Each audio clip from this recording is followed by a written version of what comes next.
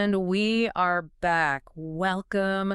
We have finally arrived. This is it. It is the end of the road, in a way. The end of this series, at least.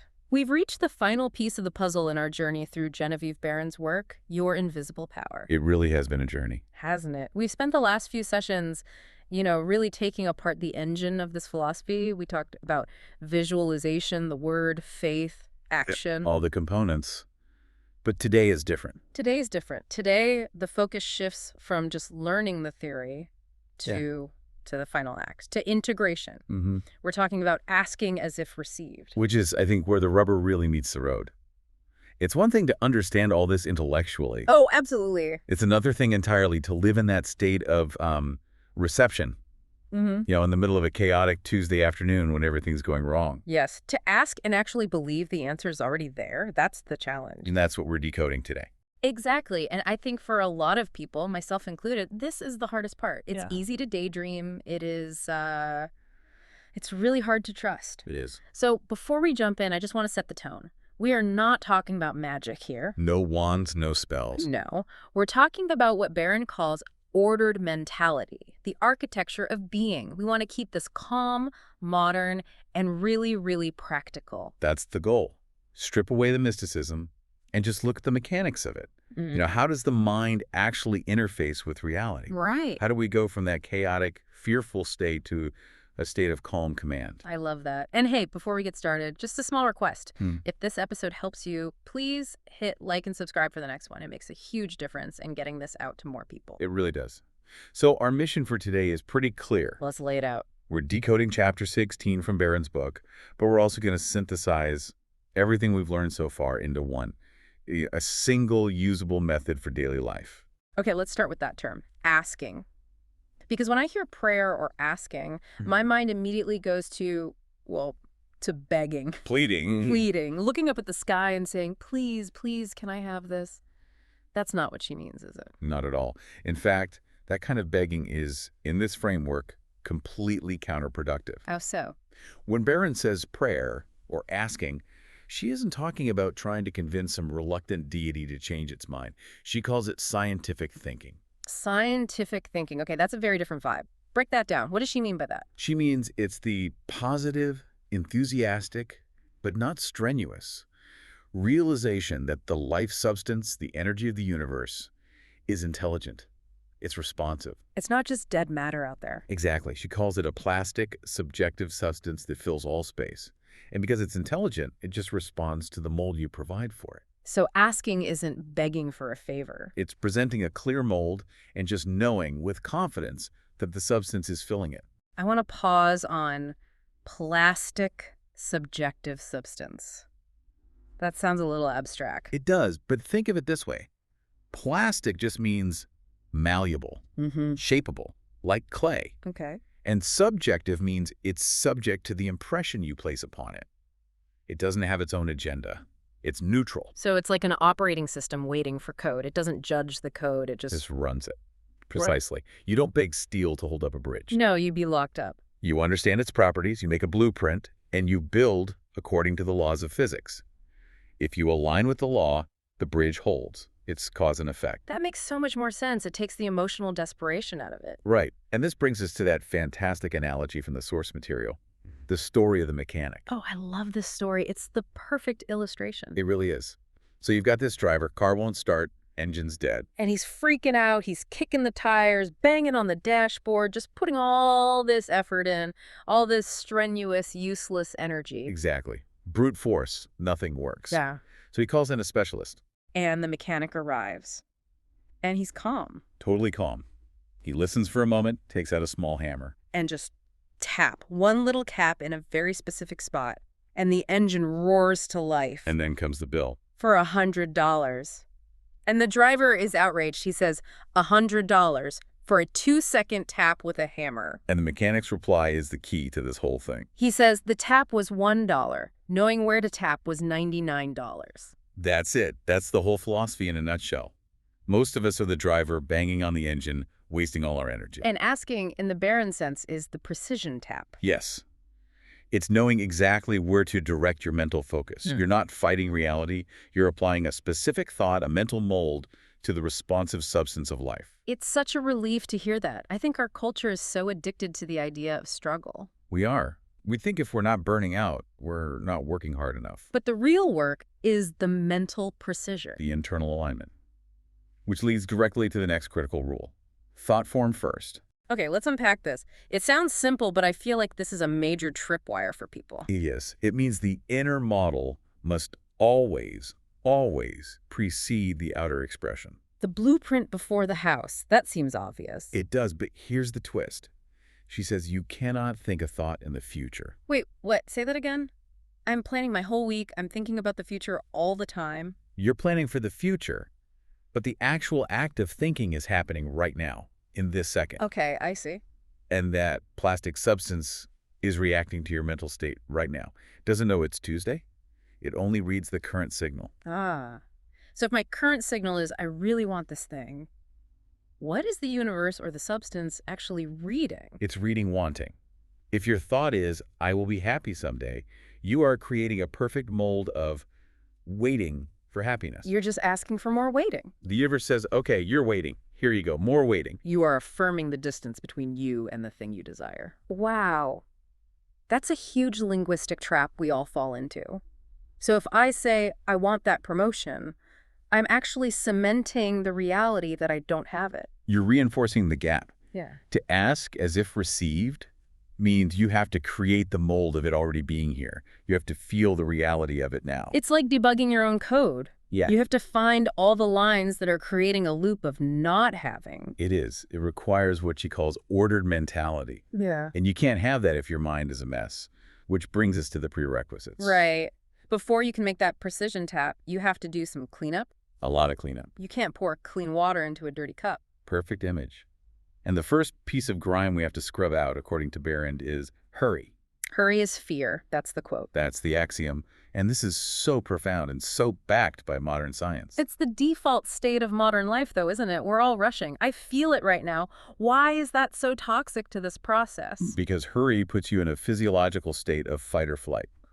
Cortisol floods your system. And when you're in that state, your brain literally shuts down access to your creative problem-solving centers. Yeah. Your focus narrows to just immediate survival. So we're rushing around trying to make it happen. We're actually cutting ourselves off from the very intelligence we need to solve the problem. You are. You're lobotomizing yourself with stress. Hurry is a declaration of lack. There isn't enough time. I'm not enough. You project chaos, you get chaos back. So we have to slow down, mentally, not just physically. Find that inner citadel. That's the Stoic term from Epictetus. Mm-hmm. You have to retreat into that untouchable fortress inside you and stabilize your soul before you try to project a desire. You have to govern yourself before you can govern your reality. Exactly. And there's another huge prerequisite here, a major one. Integrity, Right. right? Use. Okay, this is important. This is non-negotiable. Behrend is absolutely strict on this. The guardrail is you never, ever try to take possession of another person's mind or exercise control over them. This is where people get into tricky territory, especially with relationships. They want to manifest a specific person or make their boss change. And she says, absolutely not.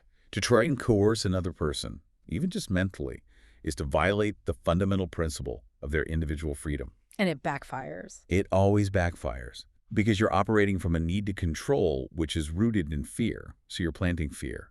And you invite that same energy back into your own life. You can't maintain your inner citadel while you're trying to siege someone else's. So what's the fix? If you're in a conflict, what do? You focus on your integrity, your reaction.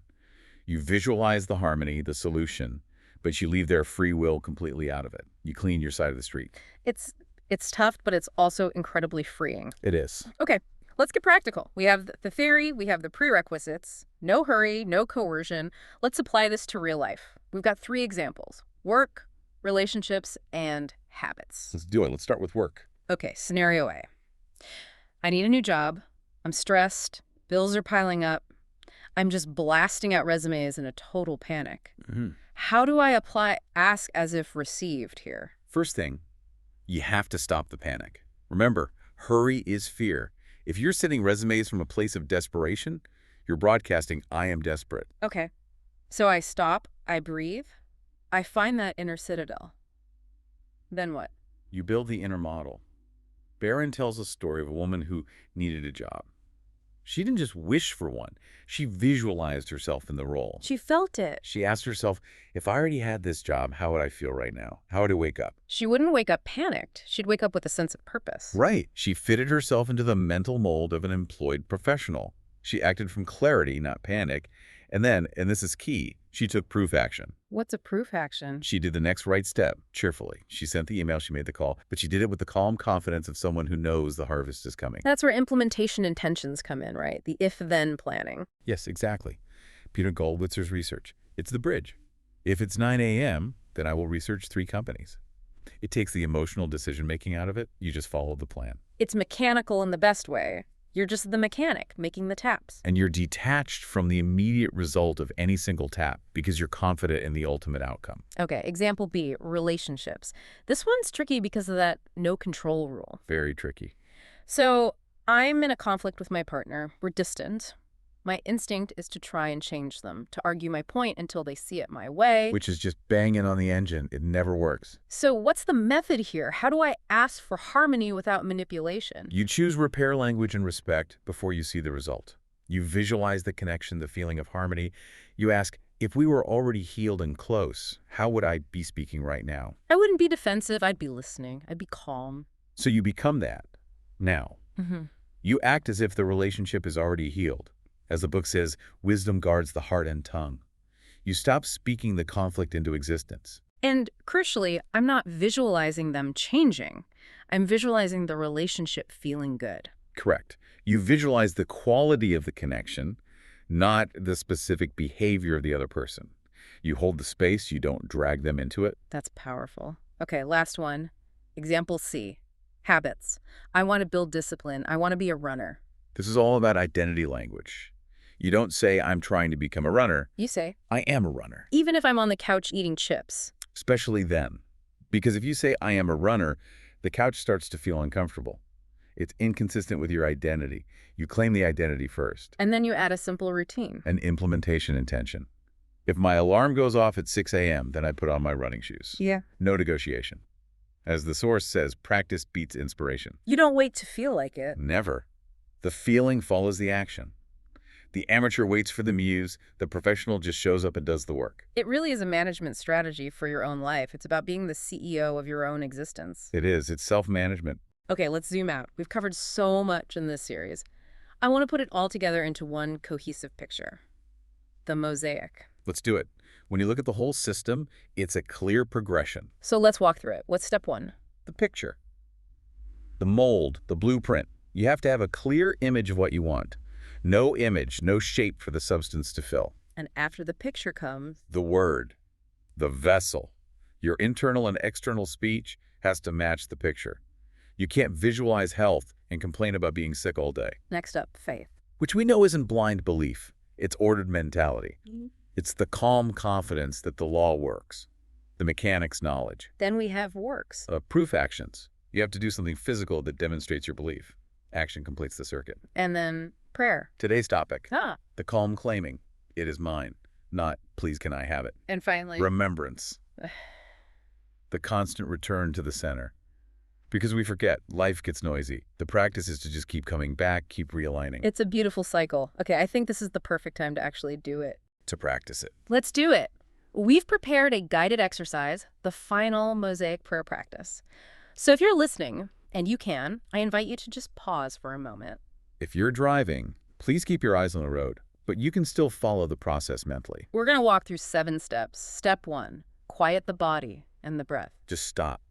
Remove the hurry. Release the tension in your shoulders, your jaw. Tell yourself, there is time. Feel the safety of your own center. Step 2, choose one desire as a state of being. Not a future thing, but a present state. I am calm. I am capable. I am loved. Yeah. Choose the identity, not the object. Step 3, cleanse one contradiction. Scan your mind. Is there a fear attached to this? A resentment? Yeah, but find it, acknowledge it, and then just for now, drop it. Step 4, speak a short inner affirmation. This is the creative word. Give your state a name. I am whole. It is done. Make it short, strong. Let it resonate. Step 5, feel calm gratitude. This is the mechanic's tap. Don't strain. Just feel a wave of thankfulness that it's already true. The feeling of the wish fulfilled. Step 6. Choose one proof action. What is one small thing you can do today that proves you believe this is true? Decide right now what that action is. And finally, step 7. Close with a release. Let it go. You've planted the seed. Trust the process. Let the details take care of themselves. Return to your day with a lighter step. Wow. Even just walking through that, I can feel my own nervous system calming down. It's effective because it creates total alignment, physical, mental, emotional, and action. But even with a practice like that, people get stuck. I get stuck. Let's talk about the common mistakes. Where do the wheels fall off? Let's troubleshoot. The first one, the biggest one, is mental hurry. Right. We plant the seed and then dig it up an hour later to see if it's growing. And we kill it. The fix is just slow down. Return to the breath. Remember the law of the harvest. Nature doesn't hurry. Okay, mistake number 2. Trying to force others. We covered this. The fix is to bring the focus back entirely to your own state, your own reaction. If you're trying to change someone else, you've left your inner citadel.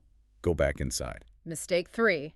Inconsistent practice. This is where those implementation intentions are a lifesaver. Don't rely on willpower. It's a finite resource. Rely on structure. If I make coffee, then I will visualize for 1 minute. Mistake 4. Waiting for inspiration. Ah, yes. I don't feel high vibe today. I said that. We all have. The fix is discipline. The professional shows up anyway. The action creates the feeling, not the other way around. And finally, mistake number 5. Doubt when results are delayed. There's always a lag time. Reality is dense. The fix is to remember that the seed is growing unseen. It's like developing film in a dark room.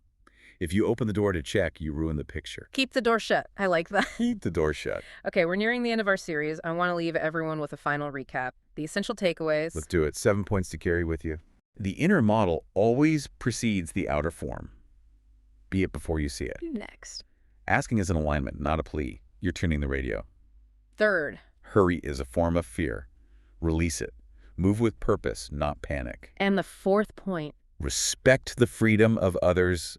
Absolutely. Your power ends where their mind begins. Yeah. Back your vision with proof actions. Do something today. 6th. Guard your speech and thought from contradiction. Don't tear down with your words what you're building with your mind. And finally, the 7th. Trust the order of the universe. It is intelligent.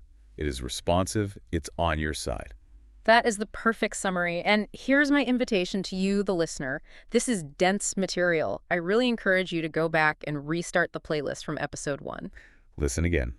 Repetition deepens the grooves. Yeah. The first time is for information. The second time is for integration. You'll hear things you missed. And more than anything, just start today. You have the tools. You have the blueprint. The only time we ever have is right now. That plastic substance is waiting for your mold. Give it a good one. Thank you so much for taking this journey with us. It has been a real privilege to unpack all of this. It really has. Thank you. Thanks for being here. If you want the full series, check the playlist and please like and subscribe so you don't miss the next episode.